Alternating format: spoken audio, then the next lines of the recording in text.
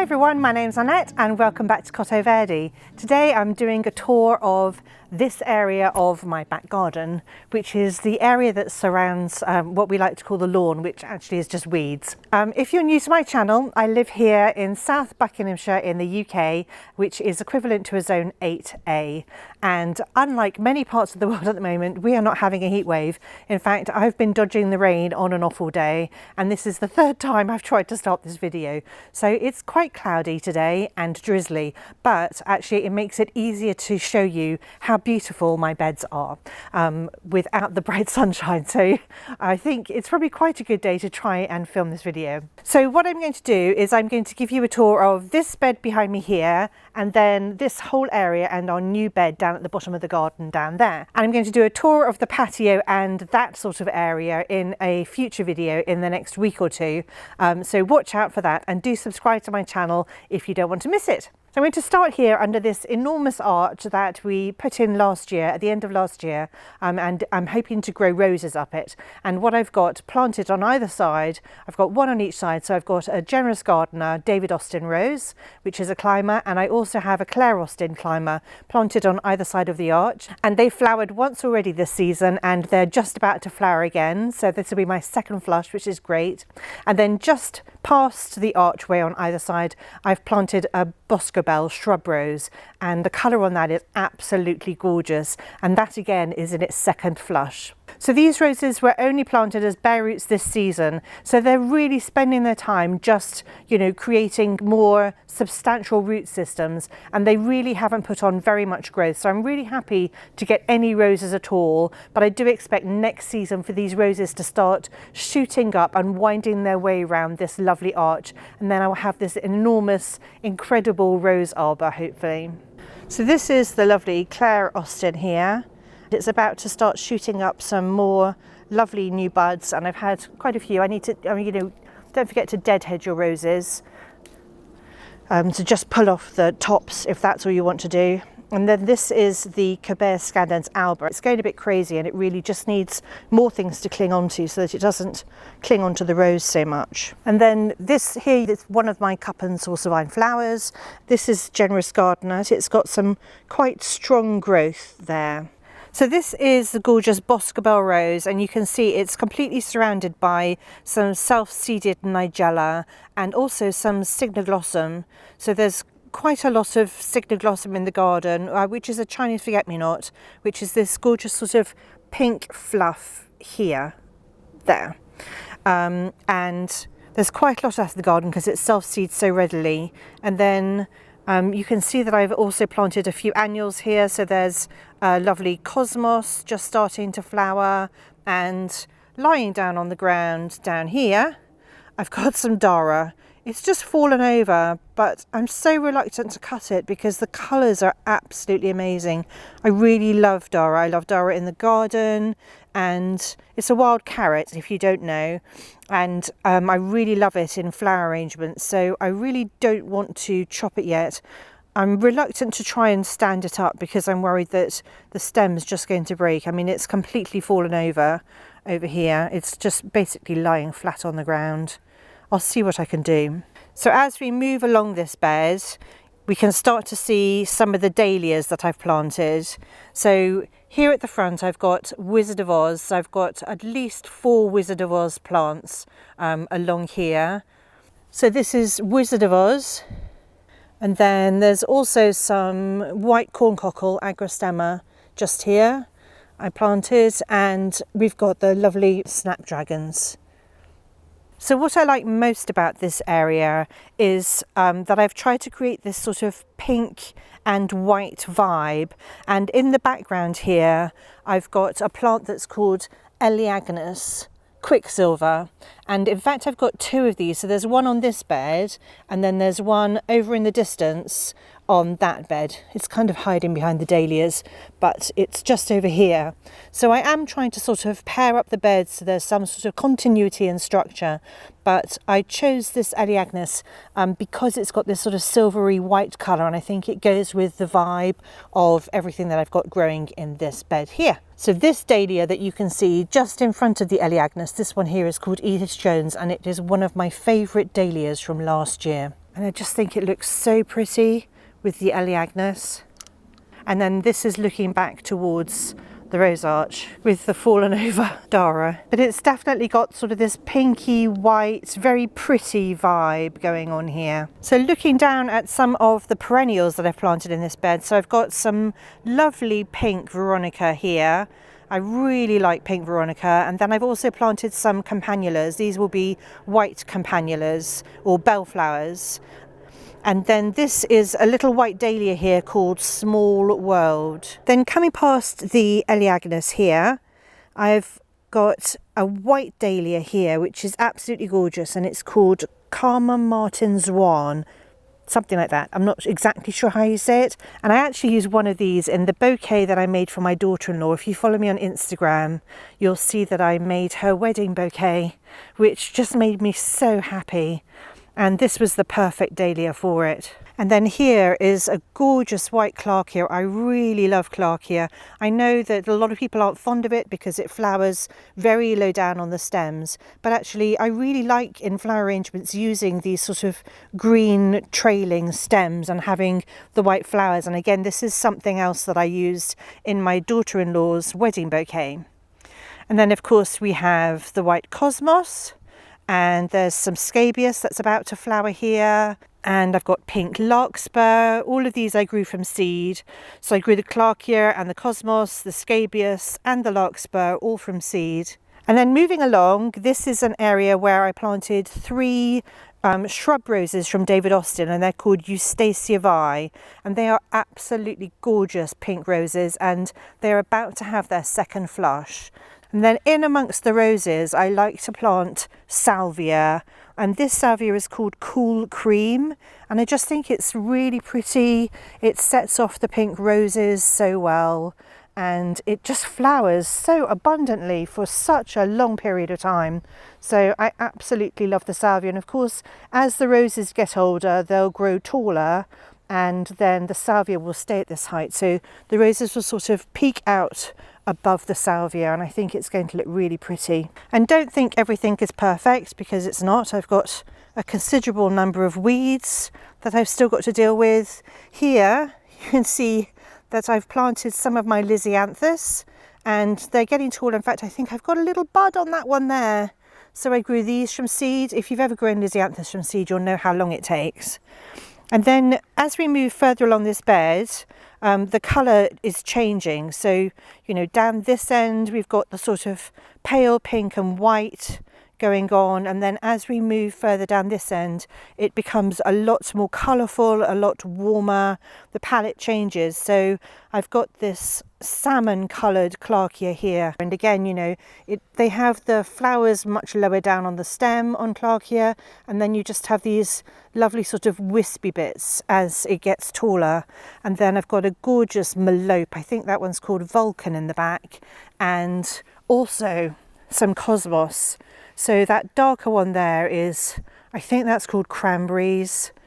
And I'm not actually sure what this one's called, sorry, I can't remember. And then there's also some Nicotiana that I've grown from seed popping up. So over here, this pink dahlia is called Gertler Twilight.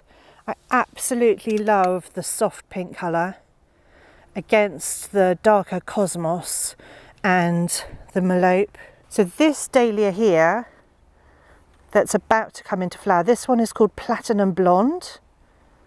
So pretty.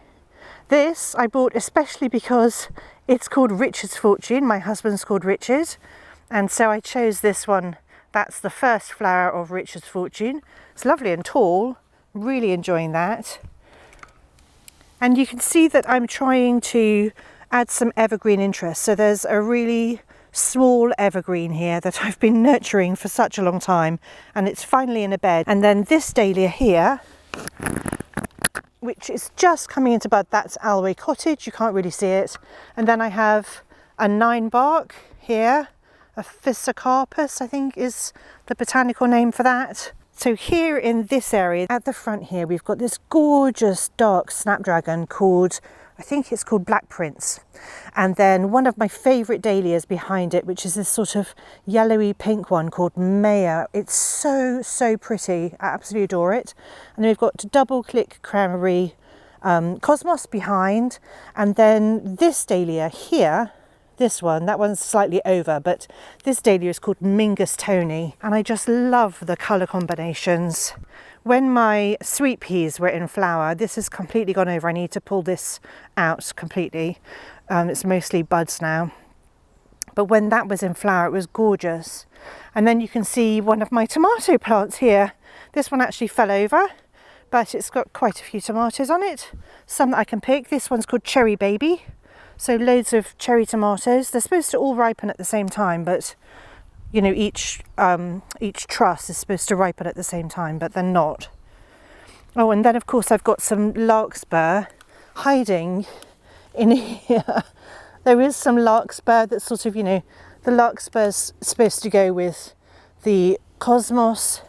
And then I mustn't forget to mention that right in the middle here is a very small catalpa, which is this plant here, and that's going to grow into hopefully a large tree that will sort of put a full stop on the end of this bed here. And then just across the path here, there's, in fact, you can just see the other catalpa there shining through. So I've tried to sort of put a matching pair either side of this pathway. So that's the view of this bed from here. And then, as I said, across the pathway, this sweet pea plant is doing a bit better, but you know, by the time your sweet pea goes to seed like this on the majority of stems, it's kind of over. So you can see how many flowers I didn't pick. So I'm just going to pull that out and plant some of my annuals in waiting there. So one of the main reasons this end of the bed is not as successful is because I've got colours that are clashing and they're just not really doing justice to what's going on. So I've got a gorgeous snapdragon here called Purple Twist that I thought I wouldn't like very much, and it was supposed to go with my sweet pea obelisk, and in fact it was one of the first snapdragons to flower and it looked absolutely wonderful, but it doesn't go at all well with this dahlia called American Dawn, which is in full flower and looking absolutely gorgeous. And the American Dawn just looks so pretty against the catalpa. I love that combination of the lime green and this orange. But the American Dawn is looking lovely with the Clarkia over here. And then next to the Clarkia, I've had one of my first problems from the supplier that I got my dahlias from this year. So this was supposed to be this purple one here and these two purple ones down here. They were supposed to be Baleska. And Baleska is not this colour. This is a completely different dahlia. And I'm not happy about it because Baleska is one of my favourites, and I was trying to replace dahlias that I lost, and I really love Baleska. So I'm really annoyed to not have it and to have something dodgy and purple violet instead. However, this one here is called Sandia Flirt, and I think it's super pretty. I really like the yellow on the centre. It's a really delicate, sort of very open dahlia. So it's not the same as this plant. This is a different plant. That's supposed to be Baleska and isn't. And then look at the gorgeous colour of this snapdragon here. So actually it goes quite well with the Sandia Flirt, which is down here, but also goes well with the fake Baleska. And then right in the middle is a gorgeous hydrangea. This one is called Hydrangea paniculata Phantom and should grow much bigger. There's some more Nicotiana here that I sowed seeds to. This dahlia here, I've got loads of buds and just one flower that's been munched. And this one is called Melissa Anna Mariiki or something like that. Not sure how to pronounce it. And then this really deep purple, gorgeous deep purple dahlia is called Allwinds Violet. And I was really hoping that it was going to look so pretty with this one here, which it should do when it flowers. So in this space here, which is looking a bit sad and bare, I've got 3 roses called Chandos Beauty, and they have been obliterated by black spot. So they're covered in black spot. I keep de-leafing them, taking the leaves off. So these were not from David Austin. And I guess that's kind of where the difference in quality is that I bought these from a different supplier, and whilst they flowered beautifully actually they've just got so much black spot, it's really depressing.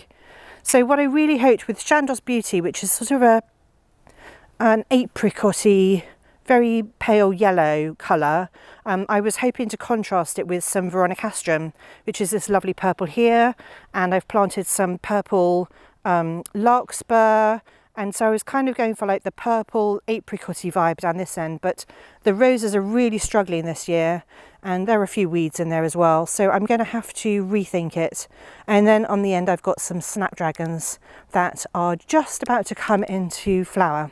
I think what I'm going to do is plant some of my celosia and amaranth in this space here, and hopefully that will just brighten up this end of the bed. So this bed here has been in existence for quite a lot longer, and it's got a real combination of shrubs that have been here a while and dead foxgloves that have gone over, and also some of the annuals that I've sown. So let me take you along this bed here. So here we had a lot of foxgloves. I really need to pull those out. When they've gone over, there's no point keeping them. And then at the front here we've got some scabious, and these are about to flower. So here at the back is a gorgeous lilac. I still need to deadhead it. Not everything's perfect in this garden. And then here's a peony that flowered so beautifully this spring. I mean, it really has the most gorgeous flowers. It's an Ito peony. I'll put a picture up on the screen of what it looked like. And then behind it, I've got, I don't know how many plants of giant scabious, Cephalaria gigantea, which the bees absolutely love. But once they've flowered, I do need to deadhead them. Oops, sorry, that's not focusing. Focus. Well, it's not focusing, but there's quite a lot of deadheading to do here. So this whole mound here is the giant scabious. Here at the front is a brachyglottis that got hit so hard by the frost, I can't tell you. And so I've just had to, basically I cut it all back just to the nubs, the stems, and now it's pushing new growth. Thank goodness. I thought I'd lost it, I really did. And then at the front I've got this gorgeous apricot statice limonium. And then as we move along, at the front of the border I planted loads of statice. So there's also some white statice and some gorgeous pink and yellow statice. And you can see that I haven't deadheaded my alliums. I mean, there's just always so much to do in the garden. I think they're quite structural, and I probably, you know, do need to just chop those stems off. They're past their best, but they just add a little bit of something there until I manage to get more in its place. So this rose here is called Litchfield Angel, and I was really hoping to have some of these for my daughter-in-law's bouquet, but they didn't flower in time, but they're so pretty as a garden rose. It's absolutely gorgeous. Loads of white nigella, which I think, I don't know, I really like nigella. It's gorgeous. Just at the back there, fading, are some of my Oshberg Sweet Williams. This is a massive mound of Cygnoglossum that needs to come out. It's done its flowering now. Then I've got some Achillea. This is part of a summer berries mix. And it's just starting to flower now. So this plant here is a Prunus cogenomai that we planted much earlier on this spring or late winter, and this hopefully is just going to be a lovely mound of beautiful spring blossom. And behind it you can see all my Nautia macedonica, and that has been flowering non-stop. I do need to deadhead, it probably looks a little bit messy, but I'm just enjoying the lovely pop of magenta. And then at the front here, this is one of the bits that's struggling, and I'm not sure why. I've got some, you know, larkspur here, I've got some oregano that's flowered, and then here I've got some of my lisianthus that just really hasn't grown at all, and I'm not sure why. Maybe if you're an experienced lisianthus grower, you can tell me why that's struggling. I mean, I know there's some weeds, but they're not really competing. This rose is called Tranquility. It's such a lovely white rose. Again, this was not ready for my daughter-in-law's bouquet, but it's so pretty. And then these are my aubergines. And this is my first time ever growing aubergine. And at the moment, I'm not convinced, even though I've got loads of flowers, I am not convinced I'm going to get any aubergines. We're going to need quite a lot of sun, and I'm not sure what else. But this bed is definitely struggling. I think maybe it needs a lot more mulching and probably weeding. And then as we move around here, this whole bed here, this entire bed, is all new this season. This whole bed behind me here is the bed that we started this year. So prior to this spring, this bed was literally just grass like the rest of this area. And when I say grass, it is just weeds. There's no grass here. It looks like grass, but it's just mown weeds. But what we did here is we didn't use the method where you smother it with cardboard, and we actually dug out the weeds. We didn't have time to smother everything. So Richard dug out most of the weeds and kind of dug it over a little bit without trying to ruin the soil structure too much. And then we piled on compost and farmyard manure, well-rotted farmyard manure, and some topsoil into this bed here, and just tried to improve the soil quality, and that seems to have worked really well. And I've got absolutely tons of beautiful flowers. So let me take you along this bed now. Okay, so this end of the bed is very dahlia dense, which I absolutely love because I love dahlias. So again, at the front here we have some more Maya. This one is called Red Runner, so that's Maya. This one is Red Runner. Reds never show up well on the screen, but it's just a gorgeous velvety red. This one is called Princess Nadine, and this one's damaged and gone over, but Princess Nadine is so pretty. There's a bee enjoying that one. So I really like to have a mix of the open dahlias and the more closed ones. Then here we have another Great Silence and some more white cosmos. And then in the back there, that's a Cornell Bronze, this one here. So this is sort of a very warm palette in this area with some white cosmos, which probably wasn't perfect.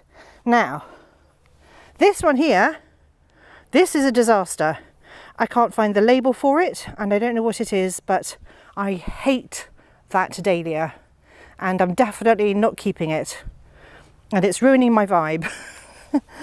This one is another one of the ones that's supposed to be Baleska, which is really sort of pinky apricot and is so beautiful. So I'm really, really, really annoyed that that isn't Baleska. And also, look how short it is. It should be popping up like Baleska would. This one, this beautiful one here, is new to me this year. This is called La Corbière. So pretty.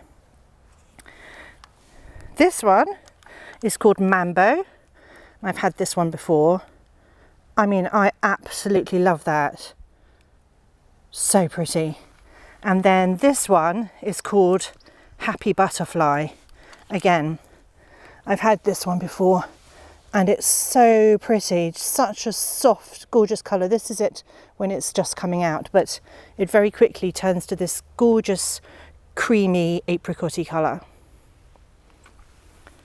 So if you ignore this very bright orange here, actually this looks kind of cool. I really like this area.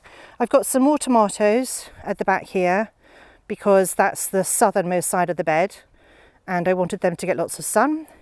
There's also a Mahogany Splendor hibiscus and another 9-bark. That's a lighter green Physocarpus there. And then we have one of the trees that we planted earlier this year, Picea. And then more dahlias. So as we head towards the other Elaeagnus over here, you can see that the colour palette changes to cooler colours, apart from my mistake here with the snapdragons, which are orange. But not everything's perfect. You live and you learn. Okay, so in this area here, I've got a lovely, lovely sort of peachy, apricot-y dahlia. This one is called Palmares. It's got such a pretty purple underside to it. I absolutely love it. And then behind that, we've got Cornell Bronze. And then here we have some Verbascum. I have a love-hate relationship with Verbascum because it flops and also it gets eaten by caterpillars. This lovely dahlia here that looks a little bit like Baleska, but this is how Baleska should look, with sort of the orangey inner glow, but this is bigger. This one's called Caitlin's Joy, so it's like a bigger version of Baleska. So in between, so I've got a Palmares here, Cornell Bronze, Palmares. This is Great Silence. This is the gorgeous Apricotta Cosmos. I mean, how pretty is that? And next to the Great Silence. So sweet. And then actually the vibascum does look quite cute with it too, although that stem there is going over. But this is how apricotta looks when it's just starting out. And then it fades to this colour here. It's so pretty.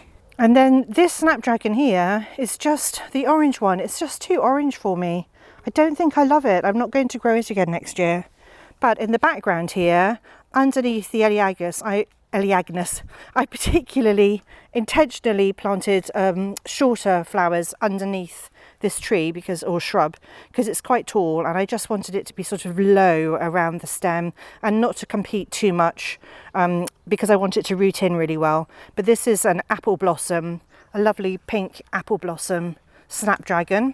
I've got loads of stems and buds to come still. Okay, in this area, the tallest dahlia here, which is white with a touch of purple, that one is called Skelmersdale Jane, and I think it's so pretty. Quite big blooms. That's quite a large bloom, and it's quite tall, which is nice. These pink ones at the front here are called Offshore Dream. This is Teesbrook Audrey. Again, I do like to have a combination of the open flowered ones and the ball dahlias just to help the pollinators. And then this cosmos here is called something like Rudenza, I think. And it starts off this really dark colour and then fades to this lovely buff. I mean, it's so pretty. In the background here, I've got some more of the pink Melope Vulcan, and then also some of my Nicotiana that I grew from seed. Lovely pink Nicotiana, or Nicotiana, I don't know how you say it. Here I've got some Auroch. I think it's called Atriplex, and you leave it to go to seed and then it looks really good in flower arrangements. And I've got a tomato plant that really needs some care and attention. It's falling over, that's not good. And then I've got another Brachyglottis, very small at the moment, and a lovely thistly weed. And then these scabious are doing really well. So they were much faster to flower than the ones in the other bed, but for no reason really. The darker one at the back is called Black Knight. And when it first comes into bloom, I mean, it's so beautiful, really striking. And the detail on it is absolutely gorgeous. But this is the colour that I really, really love, Merlot. And then as we move down, it becomes less hot again. So as with the bed up here, where it was sort of pinks and whites, this end I faded to pinks and whites, mostly because of this tree, which I'll show you at the end, because I felt that it suited it, which is why I've got this very pale pink straw flower here. One of the little mistakes I made is right next to all this pink and white. I mean, it's not really a mistake, but it's not ideal. I've planted a helenium called Fiesta. And it's beautiful. It's absolutely beautiful, but it's not the right colour for this area. Just in this area here, I'm growing a Lonicera called Silver, and it's got the most beautiful leaf structure. I absolutely love the leaf structure on this. I like the colour, and over the years I'm really hoping it's going to create this lovely sort of silvery mound here, quite close to where the Eleagnus is. Here at the back of the bed is a gorgeous rose. Look at the buds on this rose. It's so pretty. I think it's absolutely gorgeous. This one is called Festival Jewel, and it's not a David Austin. I'm trying my hand. There's another lovely scabious and more tomatoes. So this lovely dahlia here, which is actually much brighter than it looks on camera. It's like a really much deeper yellow colour in the centre, not quite as lemony as that. And this one's called Lake Tahoe. So you can see how I'm moving more towards the pinks in this area. So I've got another lovely Lady in Red Ninebark and some more of that Melope. It's just flowered non-stop, absolutely non-stop, for months. This stunner here is called George Howick. Lovely, open, large blooms. This dahlia here is called Happet Champagne, and it's going to get really big and absolutely gorgeous. And I thought it went really well with, first of all, George Howick, but also the purple dahlias that I've got at the back. Now this one here is called Vancouver, and I literally purchased this one because we love Vancouver. And then at the back I've got Creme de Cassis, and I absolutely love that dahlia too. I think I love every dahlia. Seems to be all I'm saying. This tree here is called Cercis Carolina Sweetheart, and I had really high hopes for it being this gorgeous vision of pink and white like the pictures, but actually it's kind of olivey green with some elements of pink, and it's not doing particularly well, I have to say. It hasn't really leafed out very well. I'm hoping that it's just taken its time to settle and root in. I mean, it looks busy at the bottom, but I have avoided planting anything really close to the root system. I know this looks like it is, but actually what it is the snapdragons are just falling over because I haven't staked them. So I've got some more. I was really hoping this was going to be a beautiful pink with the pink and the white of the leaves from the tree, but that hasn't really happened. I've got some more melope over here, and another rose on the end that is about to perform its second flush. There's some lovely pink larkspur that is really short, and this achillea here is called the pearl, and it's got really sweet little white blooms, but again it's not very tall. That label there, the adenophora, is this plant here, and that definitely needs staking next year. So it's new to me this year, and I didn't realise it was going to need staking quite so much. So this rose with the buds here is called Souvenir, and as you can see it's going to give me a second flush. Now I'm going to show you a mistake, another mistake that I've made, and it's breaking my heart actually, so be warned, it'll make you sad too. I was so happy to get my hands on a rose called Coco Loco this year, and it is the most gorgeous colour, but this is Jerry Hoke and a scabious, and there's a melope there too, and then behind all this mess is my Coco Loco that is flowering again but is really struggling. So what I'm going to have to do is pull out some of those annuals this weekend, because actually I can't have my gorgeous rose being strangled by the other flowers. I mean, look at the beautiful colour on this rose, and you can't even see it. I was really hoping that the dusty pink of that rose was going to go really well, obviously with the pink and white of this tree, but that hasn't happened. I'm just going to give you a quick trip around the other side. So past my tomatoes and my apple tree, so that we can see the creme de cassis, one of the most attractive dahlias. I mean, it really is gorgeous. Here it is again, and this is Vancouver. I mean, how special is that? I love that. This one here that's not looking very attractive, I think a bug must have got to that one. That one's called Rocco, but it is normally much prettier than that. Here's another one of these gorgeous scabious against the 9 bark. More tomatoes. This is Festive Jewel, which is so pretty in bud. You can see that I grew some Godita, but it's really short. Is it always that short? Maybe someone can tell me. And I've had loads of hibiscus flowers. These are the buds left. I think they've finished flowering now. I can probably take them out.